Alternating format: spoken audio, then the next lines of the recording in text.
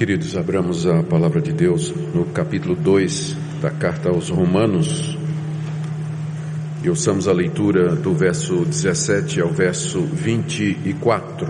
Se, porém, tu, que tens por sobrenome judeu, e repousas na lei, e te glorias em Deus, que conheces a sua vontade e aprovas as coisas excelentes, sendo instruído na lei, que estás persuadido de que és guia dos cegos, luz dos que se encontram em trevas, instrutor de ignorantes, mestre de crianças, tendo na lei a forma da sabedoria e da verdade, tu, pois, que ensinas a outrem, não te ensinas a ti mesmo?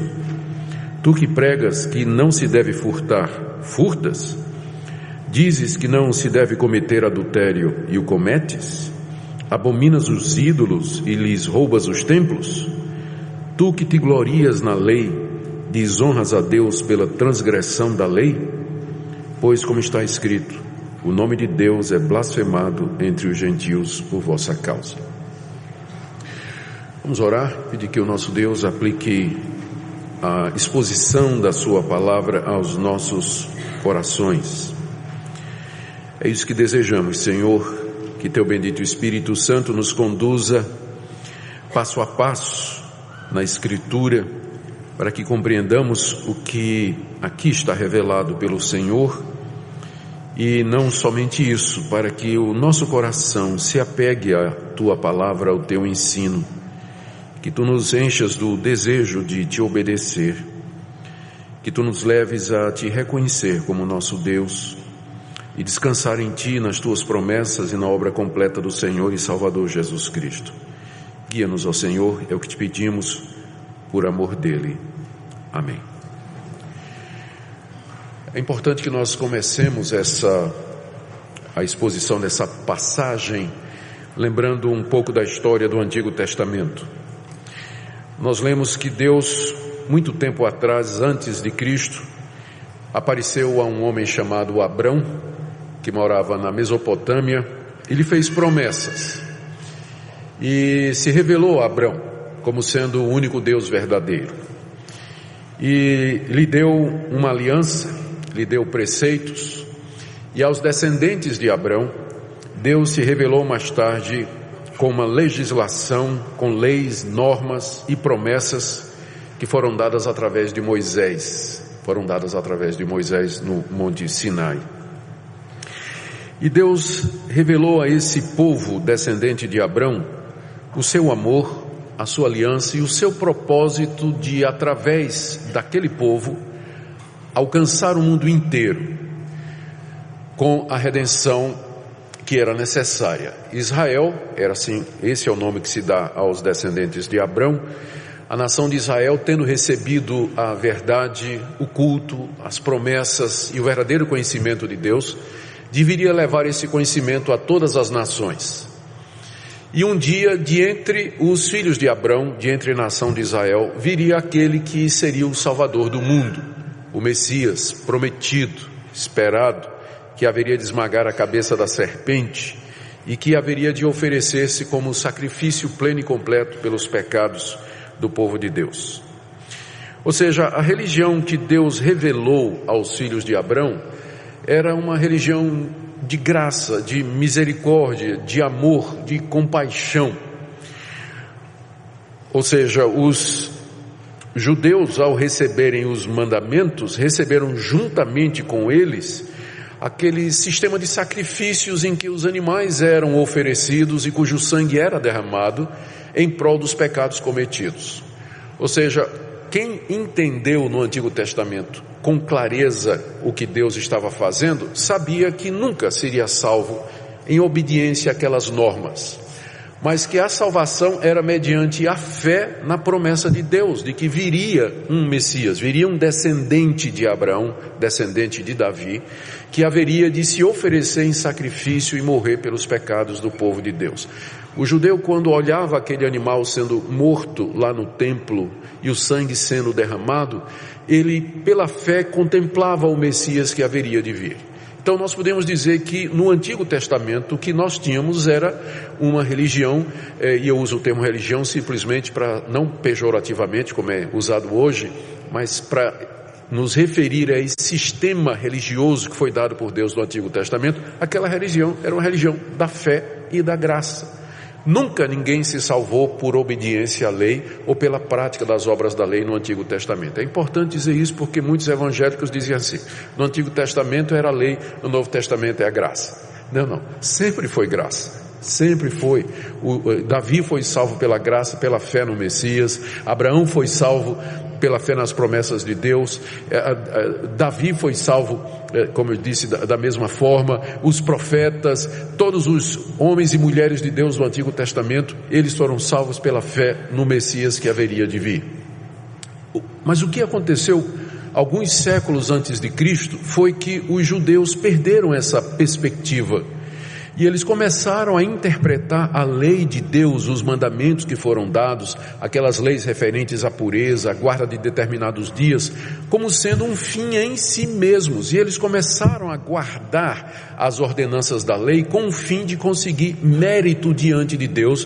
E eles passaram a entender que o caminho da salvação era a obediência estrita aos mandamentos de Deus. E eles não somente fizeram isso, passaram a ter uma compreensão errada da lei que Deus havia dado, mas eles adicionaram mais leis ainda. Criaram preceitos e inventaram normas que não haviam sido dados por Deus através de Moisés ou dos profetas. Quando Jesus Cristo veio ao mundo, então, o que ele encontra já é um judaísmo deturpado, já não é mais a verdadeira religião que Deus tinha dado aos judeus. Por isso que Jesus, ele condena a arrogância dos fariseus. Ele conta aquela parábola do fariseu e do publicano que subiram ao templo, e lá o fariseu dizia, orava para si mesmo, dizia: Deus, graças te dou que eu não sou como os demais homens, eu cumpro toda a tua lei, não é? Batia no peito, se gloriava, enquanto que o publicano, que era um miserável pecador, não tinha coragem nem de olhar para o céu e dizia assim: Deus, tem misericórdia de mim, pecador. E Jesus disse: olha, quem Deus perdoou? Quem vocês acham que Deus perdoou? Não foi o judeu arrogante que pretendia com a sua justiça própria ser recebido por Deus, mas aquele pecador ali que se humilhou diante de Deus e reconheceu que precisava de misericórdia. Jesus contou a história do filho pródigo. Era um filho mais novo de um homem rico que resolveu ir embora e lá desperdiçou todos os seus bens. Um dia se arrependeu e voltou para casa. E o pai recebeu o filho com muita alegria, mas o filho mais velho, o irmão mais velho do pródigo, achou muito ruim. Como é que o senhor recebe esse pecador miserável que gastou tudo? Eu passei a minha vida toda cumprindo tuas ordens e tu nunca me deste nada. O filho mais velho representa os judeus. Jesus contou exatamente essa história para mostrar como o judeu tinha compreendido errado o propósito de Deus em dar a lei. No capítulo 24 do Evangelho de Mateus, nós temos um discurso de Jesus contra o farisaísmo, contra a hipocrisia dos judeus da sua época, que colocavam fardos em cima dos homens, leis e mais leis, e eles mesmos não queriam nem com o dedo mover aqueles fardos. E aqui nessa passagem nós encontramos o apóstolo Paulo, que tinha sido um judeu estrito, um judeu seguidor das normas e da lei, expondo a verdade a respeito do judaísmo da sua época. O ponto central do apóstolo Paulo nessa passagem que nós lemos é exatamente mostrar esse ponto de que o judeu não pode pensar que ele vai ser tratado diferente por Deus pelo fato de que Deus lhe deu muitos privilégios que não deu a outros povos. E pior do que isso, o judeu, mesmo tendo recebido a lei de Deus, a graça de Deus, as promessas de Deus, ele não consegue viver coerentemente de acordo com as demandas da lei. Em resumo, Paulo está querendo mostrar que os privilégios que Deus deu à nação de Israel era para que eles fossem uma bênção para os outros povos, que eles recebessem com humildade e servissem outros povos. Mas agora o que é que eles fizeram? Eles acharam que aquilo era um privilégio especial, que aquilo os fazia diferentes, que Deus ia ter 2 pesos e 2 medidas no dia do juízo. Alguns rabinos diziam que um filho de Abraão jamais seria condenado ao inferno. Eles desprezavam os outros povos, julgavam os outros povos e achavam que porque tinham a lei de Deus, eles seriam tratados de maneira diferente. Aqui o apóstolo Paulo critica exatamente essa falsa confiança e a hipocrisia, que é você dizer uma coisa e viver de outra maneira, que é exatamente a maneira de viver dos judeus da sua época. Paulo mostra a gravidade desse ponto, e aqui eu estou entrando na estrutura do texto já, primeiro mencionando os privilégios que Deus deu ao povo judeu. São cerca de 9 a 10 privilégios que ele menciona aí, do verso 17 até o verso 20. Depois Paulo denuncia a falsidade em que o judeu vivia. Eles deveriam praticar o que ensinavam aos outros e na verdade não praticavam. Paulo denuncia isso do verso 21 até o verso 23 e ele escolhe 3 pecados característicos do judaísmo da sua época, nós iremos ver. E ele termina falando do efeito desastroso disso entre os povos. O nome de Deus, que era para ser engrandecido pelos judeus, na verdade acabava sendo enlameado. Nós perguntamos o que é que isso tudo tem a ver conosco. Eu queria que, enquanto a exposição do texto progredisse, a passagem foi escrita primariamente para os judeus, nós nos colocássemos na posição deles, porque também como os judeus, nós que nos consideramos cristãos, recebemos privilégios da parte de Deus, conhecemos a verdade, fomos iluminados, recebemos o evangelho, mas infelizmente, a nossa conduta, com frequência tem sido motivo de escândalo para aqueles a quem nós deveríamos ser canal de bênção e canal de salvação. Eu queria que nós lêssemos esta passagem, não dizendo assim, bem feito para os judeus, mas queria que nós lêssemos essa passagem nos colocando no lugar deles, porque no final essa vai ser de fato a aplicação da passagem para nós. Vamos começar então vendo os privilégios que Deus deu aos judeus e que Paulo relembra aqui. Aqui no verso 17, você percebe que Paulo está começando um diálogo com alguém. Ele diz assim: se porém tu que tens por sobrenome judeu. Paulo, na verdade, não estava conversando com ninguém, nenhum judeu de verdade na frente dele. Isso aqui é um recurso que a gente chama de diatribe, que é um argumento ou um artifício de retórica em que você começa, para você tornar algum ensinamento mais claro, uma polêmica mais clara, você se imagina que você está discutindo com alguém. Então Paulo estava lá na sua casa ditando essa carta para Tércio, que foi quem escreveu, não é? A carta aos Romanos, e ele de repente começa a falar como se estivesse discutindo com um judeu. E nessa discussão imaginária com o judeu, Paulo lembra a esse judeu a atitude errada que ele tinha com relação aos privilégios que Deus deu. Primeiro, está aí no verso 17. Se porém tu que tens por sobrenome judeu. Ele quer dizer, se você que tem por sobrenome judeu, aí pula para o verso 21.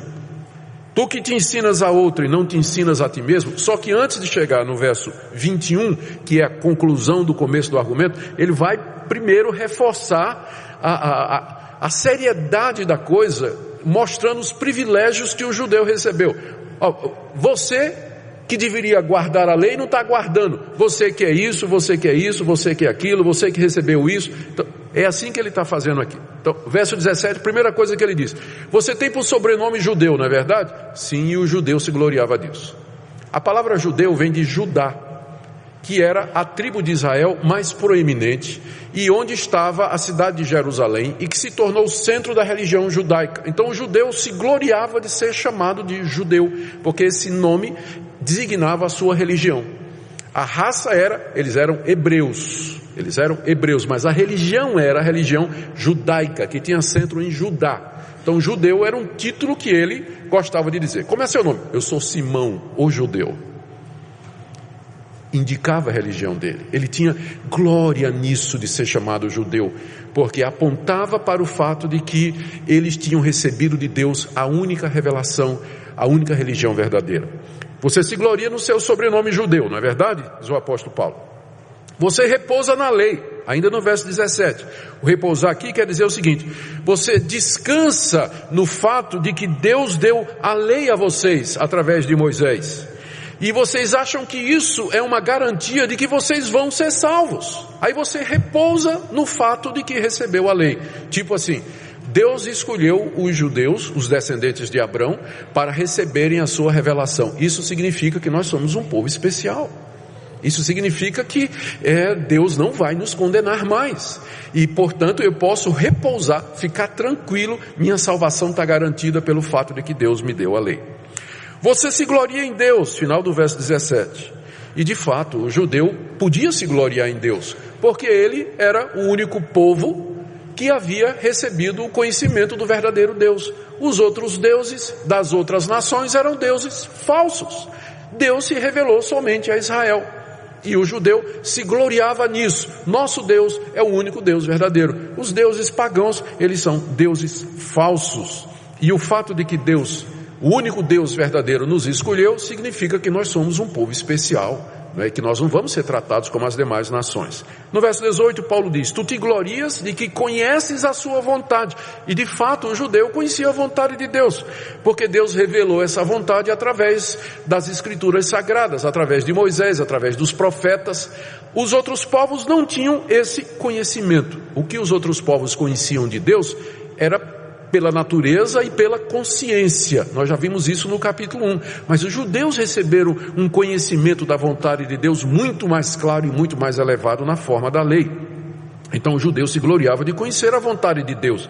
E no final, ainda no verso 18, Paulo diz assim: você se gloria e você aprova as coisas excelentes. Aqui é uma referência ao fato de que o judeu sabia o que era o certo e o que era errado.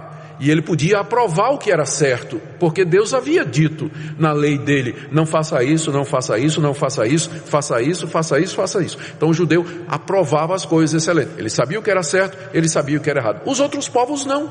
Embora todos os povos tenham uma consciência do certo e do errado, ela não é tão clara como, por exemplo, nos 10 mandamentos, onde o judeu com clareza recebeu isso, isso e isso, está certo, isso e aquilo não está certo. Então o judeu se gloriava de que ele sabia o que era o certo e o errado, enquanto que as nações pagãs viviam na ignorância.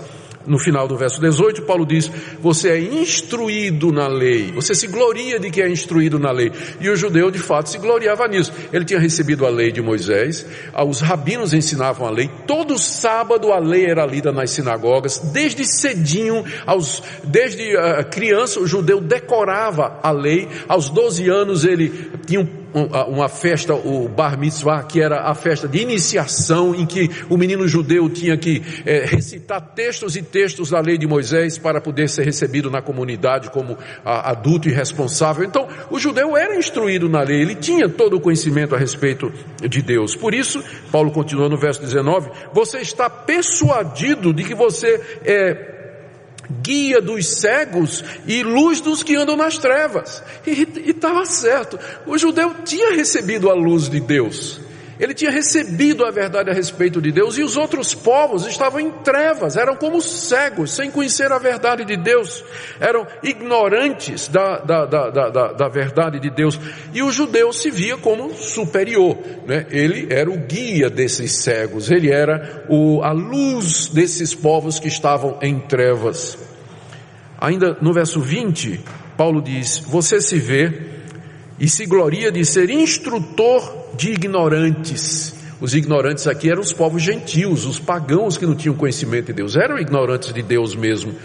E a nação de Israel tinha recebido a verdade, e eles receberam essa verdade para poder ensinar aos outros, e eles deveriam fazer isso com muita humildade, como gratidão a Deus, cientes desse privilégio que Deus tinha dado. Mas não, eles se viam como mestres. Os outros eram ignorantes.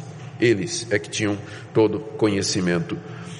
E isso porque, final do verso 20, eles tinham na lei a forma da sabedoria e da verdade. E era mesmo. A sabedoria e a verdade haviam sido dadas ao judeu na forma da lei, na lei que eles receberam da parte de Moisés. Qual era o problema aqui com tudo isso? É que todos esses privilégios eram reais. De fato, Deus só se revelou à nação de Israel. A verdade estava com a nação de Israel, a luz da verdade estava com o judeu, as promessas de Deus estavam com os judeus, eles haviam sido colocados por Deus para ser luz das nações, para ser instrutores das nações, para levar a verdade das nações. Que verdade era essa? Que existe só um Deus único e verdadeiro, e que Ele haveria de mandar um Salvador para o mundo. Isso estava certo, mas qual era o problema na atitude do judeu? É que o judeu se gloriava disso. Ele se vangloriava, e ele achava que Deus havia feito isso porque eles mereciam, porque eles eram alguma coisa, era uma raça maior, uma raça superior aos demais povos, e eles tratavam com desdém e desprezo os outros povos. Eu estava me preparando para essa passagem, eu estava lendo testemunhos escritos por escritores pagãos, gregos e romanos dessa época aqui, em que eles odiavam os judeus, reclamavam dos judeus, criticavam, zombavam dos judeus, porque a atitude dos judeus era de um povo superior, um povo que não se misturava com os outros, um povo que condenava constantemente os pecados dos gentios. E o que é pior, Paulo agora vai mostrar, esse povo, tendo recebido todos esses privilégios, não tinha a menor base para achar que estava salvo. O fato de que eles receberam a lei, foram um povo escolhido por Deus de entre os outros povos no Antigo Testamento, não era garantia de salvação, de que no dia do juízo eles seriam perdoados, seriam tratados de maneira diferente dos outros, porque eles tinham recebido esses privilégios. E Paulo faz isso mostrando a incoerência interna, ou a incoerência na prática e no pensamento dos judeus da sua época, a partir do verso 21 e 24. Como é que Paulo faz isso? Ele listou os privilégios, mas agora ele lista as atitudes dos judeus que mostram que eles não estavam à altura dos privilégios que receberam. Primeiro, o princípio geral, verso 21. Paulo agora se vira para o judeu e diz: tu, pois, que ensinas a outrem, não te ensinas a ti mesmo? Era a primeira denúncia que Paulo faz aqui, uma denúncia geral. Você que ensina a outros, você que acha que é um mestre de crianças, instrutor de ignorantes, guia dos cegos, daqueles que estão em trevas, você que ensina aos pagãos, você que diz aos pagãos que eles estão errados, que adoram falsos deuses, que cometem pecados contra Deus, por que você não ensina a você primeiro? Por que não te ensinas a ti mesmo? Quando Deus nos dá a verdade, Ele quer que nós primeiro sejamos instruídos por ela, para que depois nós instruamos a outros. Você que ensina a outros, por que não se instrui a si próprio primeiro? Jesus tinha dito isso. Por que você vê a trave? Por que você vê o cisco no olho do seu irmão e não vê a trave que está no seu olho? Você primeiro tem que tirar a trave do seu olho para poder ver o cisco que está no olho do seu irmão. Ele está repetindo, Jesus está dizendo a mesma coisa que, Paulo está dizendo a mesma coisa que Jesus, só que de outra maneira. Você que ensina outro, você não se ensina a si mesmo? E ele lista 3 situações aqui. A gente não sabe direito por que Paulo escolheu esses 3 pecados em particular: roubo, adultério e idolatria. Talvez porque esses 3 eram pecados bem destacados na lei de Moisés, eram coisas que a lei de Moisés proibia com muita força: o roubo, a desonestidade, o latrocínio, o adultério, a imoralidade sexual e a idolatria. A lei de Moisés era muito forte nisso, e o judeu sabia disso. E outra razão provável é que essas práticas eram comuns no judaísmo da época do apóstolo Paulo. Juntando as duas coisas, talvez nós tenhamos aqui a razão porque é que Paulo foca nesses 3 pecados aqui. Olha o primeiro exemplo aí que ele cita, no verso 21 ainda. No verso 21 ele começa dizendo: tu, pois, que ensinas a outrem, não te ensinas a ti mesmo? Tu que pregas que não se deve furtar, furtas. Os judeus na época de Paulo e na época no primeiro século, eles eram conhecidos por serem desonestos e traiçoeiros nos negócios que eles faziam com os gentios. Quando o judeu fazia negócio com o judeu, aí eles eram honestos. Mas porque eles consideravam os gentios com desprezo, eles não achavam que era errado, na hora de fazer negócio com os gentios, usarem de artifícios, de silogismos e de subterfúgios para tirar vantagem do gentio. Isso era muito conhecido naquela época, está nas declarações dos autores gregos, romanos que escrevem contra os judeus, uma das quais eu mencionei para vocês aqui. Era conhecido isso, que não era, você tinha que ter cuidado quando ia fazer um negócio com um judeu. Se você não era judeu, você precisava ter cuidado para não, quando você ia fazer um negócio com eles. É claro que isso não é uma generalização. Qualquer judeu do primeiro século diz, mas peraí, isso aqui não é com todos os judeus, e é verdade, nós não estamos generalizando, mas estamos dizendo que naquela época era conhecido, há testemunhos disso, de que muitos judeus tinham essas práticas no comércio, quando eles faziam negócios com outros povos. Entre si havia esse respeito, mas com os outros povos havia liberdade então para proceder de maneira desonesta. Então, é por isso que Paulo está dizendo aqui, você que prega a outros, não furtarás, porque é um dos mandamentos da lei de Deus que o judeu recebeu. Por que você furta então? Por que você usa de subterfúgio nos negócios, é desonesto nas suas transações, e ao mesmo tempo você está lá na sinagoga dizendo, né, não, é proibido furtar, é errado furtar, é um pecado furtar, mas você mesmo faz isso. O segundo que Paulo menciona é o adultério, verso 22. Dizes que não se deve cometer adultério e o cometes? De fato, o adultério é o 7º mandamento. Não adulterarás é o 7º mandamento da lei de Deus. Os judeus tinham a lei, eles tinham recebido a lei, sabiam que era verdade, era lido nas sinagogas, eles falavam a respeito disso, condenavam os gentios porque viviam na imoralidade sexual, mas eles mesmos também cometiam adultério. Há casos e relatos de que era muito comum em determinado período esse tipo de atitude entre rabinos daquela época. E que era por isso que a posição preferida com relação ao divórcio adotada pela nação de Israel naquela época é que se podia divorciar da mulher por qualquer motivo. Por isso que uma vez questionaram Jesus a respeito disso, porque a posição que eles adotavam entre si é que um homem poderia largar sua mulher por qualquer motivo, e a razão é que ele queria ficar com outra. Então era comum esse pensamento, e Jesus condena, critica esse pensamento, e agora Paulo também. Você diz que não adulterarás, mas você mesmo também adultera. O terceiro que Paulo menciona, está no verso 22 ainda, tu abominas os ídolos e lhes roubas os templos. Os primeiros 3 mandamentos, os 2 primeiros mandamentos da lei de Deus, eram contra a idolatria. Você não pode ter outro Deus além de mim, você não pode fazer imagem de escultura para adorar. Então o judeu falava da idolatria, ele condenava a idolatria que tinha nos povos pagãos. Denunciavam esse culto falso, a esses deuses estranhos que eram representados por imagens. Os templos pagãos eram cheios de imagens feitas de ouro, de prata, de pedras preciosas, de material nobre. Havia artefatos e utensílios que eram usados nos cultos pagãos, como pás, colheres de prata que eram usadas para mexer os alimentos e os sacrifícios, as facas, tudo de material precioso, tudo isso tinha no templo pagão. Então o judeu dizia, é idolatria, o judeu nem entrava no templo pagão. Mas o que é que Paulo diz aqui? Você condena a idolatria, você abomina os ídolos, mas rouba os templos. Paulo deve estar se referindo a 2 coisas. Primeiro, quando o judeu fazia guerra contra os pagãos e ele ganhava, ele entrava no templo. Ele geralmente não entrava, mas quando ele ganhava a guerra, ele entrava no templo e saqueava os ídolos.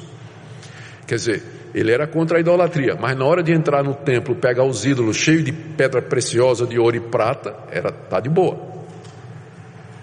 E segundo, há notícias de que os judeus, no comércio, usando as práticas que são conhecidas, eram capazes de comprar e negociar objetos que vinham dos templos pagãos, utensílios sagrados.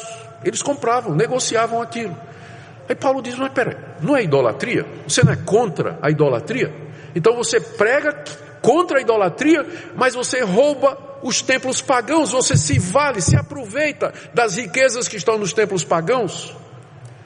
O alvo de Paulo é mostrar a incoerência do judaísmo da sua época, de como eles não tinham a menor base para pensar de que receberiam de Deus um tratamento diferenciado. Olha a conclusão do que Paulo diz aqui no verso 23. Tu que te glorias na lei, desonras a Deus pela transgressão da lei. Era isso que o judeu fazia, ele se gloriava na lei. Deus deu a lei, Deus nos escolheu, Deus nos deu as promessas, nos deu a aliança, nos deu o culto, nos deu a verdade, nos deu a luz. Mas ao mesmo tempo em que ele se gloriava em Deus, ele desonrava a Deus porque ele quebrava essa mesma lei. Isso é o que a gente chama de hipocrisia. Hipocrisia. Uma pessoa dizer uma coisa, pronunciar uma coisa, declarar uma coisa, mas viver de outra maneira contrária, viver de forma contrária a tudo aquilo que ele professa e tudo aquilo que ele diz. Como resultado desse mau testemunho, verso 24, Paulo diz: como está escrito, o nome de Deus é blasfemado entre os gentios por vossa causa. O nome de Deus que deveria ser glorificado entre as nações através do testemunho dos judeus. O nome de Deus que deveria ser levado como salvação para os gentios em trevas e na ignorância. Esse nome estava sendo blasfemado. Blasfemar significa falar mal. Então, os judeus, os gentios daquela época, eles olhavam para o judeu com desprezo. Exatamente por isso, porque o judeu era a figura do hipócrita, daquela pessoa que tinha uma moralidade externa, mas era falsa, porque ele não praticava esse tipo de coisa, e como resultado, acontecia o que a gente vê acontecer hoje. Olha lá o evangélico, olha lá, diz que é crente, mas olha lá, olha a boca suja, olha ele namorando aí outras mulheres, olha ele aí, como é que ele lida com os negócios dele, e o cara todo domingo está na igreja, participa da ceia, vai lá, né, membro da igreja, mas ó como é que ele vive. A gente ouve isso, a gente sabe disso. Era a mesma coisa lá com o judeu. O nome de Deus era mal falado pelos povos por conta do mau testemunho daqueles que diziam: eu conheço a Deus, eu conheço a verdade, Deus me escolheu, Deus me deu privilégios. Mas a conduta, eles destruíam com as mãos aquilo que pregavam com a boca, porque os nossos atos falam mais alto do que nossas palavras. Falam mais alto do que nossas palavras. A conclusão é essa daí. O que é que esse texto nos ensina? O que é que, na verdade, Paulo quer mostrar aqui? Já caminhando para a nossa conclusão. Ele quer mostrar que os judeus não tinham nenhuma base para pensar que seriam salvos só porque receberam a lei e outros privilégios. Eles eram tão culpados, estavam tão condenados como os gentios, como os pagãos, a quem eles criticavam e de quem se sentiam superiores. Na verdade, o judeu estava numa situação pior, porque a quem muito se dá, também muito será pedido. E com isso Paulo está mostrando, está provando o ponto dele nos capítulos 1, 2 e 3 dessa carta aos Romanos, ou seja, todos pecaram e carecem da glória de Deus, judeus e gentios. Ninguém vai ser salvo por mérito humano, ninguém merece de Deus alguma coisa, todos se extraviaram, todos quebram a lei de Deus, todos agem contra a luz que receberam da parte de Deus. Por isso, se Deus não nos salvar mediante o Evangelho, nós estamos perdidos. Não há salvação em nós, não há como eu me justificar diante de Deus, não há como eu receber de Deus algum favor com base no que eu sou, no que eu faço. A moralidade não vai me salvar porque ela é hipócrita, a religiosidade não vai me salvar, ela é insuficiente. Não há nada que eu faça que me justifique diante de Deus. Portanto, se Deus não tiver misericórdia de mim, se Ele não me salvar, eu estou perdido. E aqui, eis o Evangelho. O Evangelho, por isso que o nome é Evangelho, boa nova, não é? Isso significa em grego, boa notícia. E aqui está a boa notícia, que Deus teve compaixão de nós. Que Deus, apesar do que foi feito pelos judeus, apesar do que foi feito pelos povos pagãos, Deus a si mesmo enviou Jesus Cristo, seu Filho, cumprindo todas as promessas que Ele havia feito, porque elas não são condicionais, elas são expressão do querer eterno de Deus. Cristo veio e na cruz do Calvário morreu pelos nossos pecados, Ele sofreu o nosso castigo, Ele experimentou a nossa punição, Ele foi castigado em nosso lugar, e agora Deus pode livremente justificar pecadores como vocês e como eu, e nos receber como seus filhos, nos dar pleno perdão, e finalmente a vida eterna e a salvação. É isso que é o Evangelho. Mas ele só pode ser entendido se você primeiro entender isso aqui: que você está perdido, por mais religioso que você seja, por mais que você tente, não há nada em você que mereça redenção. E o Evangelho é exatamente a boa notícia de que Deus salva pecadores. Eu termino dizendo, meus queridos, se há alguém aqui nessa noite que ainda não compreendeu a graça de Deus e a misericórdia de Deus, que nessa noite você possa se voltar para Ele. A salvação não é condicionada à sua bondade. Talvez você diga assim: mas não tem jeito para mim, eu já pequei demais, ou eu estou numa situação tão terrível. Mas o Evangelho veio exatamente para pecadores, porque é o que você é e o que eu sou. Cristo não veio para justos. Quem precisa de médico são os doentes e não os que estão sãos. Então não há nada que você tenha cometido que possa lhe afastar do amor de Deus e do perdão que há em Cristo Jesus. Se nessa noite você disser: Deus, eu sou um pecador, eu reconheço que eu tenho pecado contra ti, quebrado a tua lei, não mereço nada a não ser a tua condenação, mas eu confio nessa noite eu quero me entregar plenamente, sem restrições, incondicionalmente a Jesus Cristo, meu Salvador, que na cruz pagou a minha culpa completamente. Você pode fazer isso nessa noite. E nós, que um dia já fizemos isso, irmãos, vamos orar como salmista. Sonda-me, ó Deus, vê meu coração, vê se em mim há algum caminho mau e guia-me pelo caminho eterno. Ore também como salmista, no Salmo 69, verso 6, não sejam envergonhados por minha causa os que esperam em ti, ó Senhor, e nem por minha causa sofram vexame os que te buscam, ó Deus de Israel. Que nós não sejamos tropeço para aqueles que estão em trevas, para aqueles que não ainda receberam a luz da verdade. Examine a sua vida, peça a Deus renovação, quebrantamento e transformação, porque Ele quer um povo que seja luz e bênção para todos. Oremos. Ó Deus, como carecemos de Ti, Te damos graças pela obra completa de Cristo Jesus na cruz. Te damos graças pelo sacrifício suficiente e redentor. Senhor, nós queremos renunciar à nossa justiça própria. Queremos renunciar a todo merecimento que nem existe. Queremos pedir perdão pela nossa arrogância. E queremos nos humilhar quebrantados ao pé da cruz.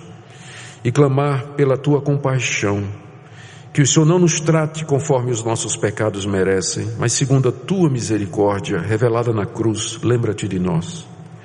Se alguém aqui nessa noite que ainda não descansa a sua alma aos pés do Salvador, atrai essa pessoa nessa noite pelo Evangelho, Senhor, e ilumina o entendimento de todos para ver a grandeza da Tua graça e a glória do Evangelho de Jesus. É o que nós te pedimos por amor do nome dEle. Amém.